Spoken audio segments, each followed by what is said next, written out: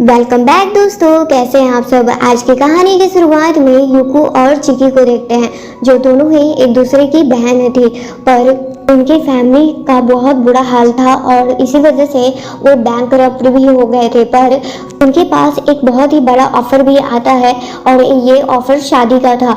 Mister चैन UCO से शादी करना चाहते थे और चिकी से मिस्टर जैक शादी करना चाहते थे, और मिस्टर चैन और मिस्टर जैक दोनों ही एक दूसरे के भाई भी थे। उनका समय बहुत अच्छे से जा रहा था और यूको और चिकी अपना लाइफ बहुत अच्छे से बिता रहे थे।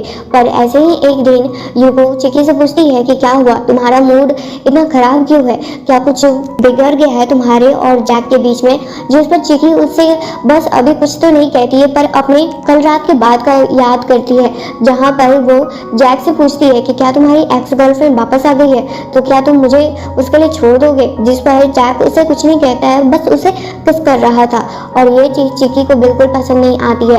और इसी वजह से अब उसे लगने लगा था कि उसकी जो एक्स गर्लफ्रेंड थी उसके आने के बाद जैक उसे हमेशा के लिए छोड़ देगा, और ये चीज़ यूको को भी चिकी बता देती है। जिस पर ये चीज़ सुनकर उसे बहुत बुरा लगता है, क्योंकि वहीं पर मिस्टर चैन जो थे वो यूको से बहुत ज़्यादा प्यार करते थे और यूको भी, पर अपनी सिस्टर को इस तरह से परेशान नहीं देख सकते थे, और इसीलिए वो कह देते हैं कि अगर तुम यहाँ से भागना चाहती हो तो मैं तुम्हारा ही, और तुम टेंशन मत लो, मैं हमेशा तुम्हारे साथ हूँ। और यही बात सुनकर वहाँ पर चिकी बहुत ज़्यादा खुश हो जाती है कि कोई तो है जो उसके साथ है हमेशा।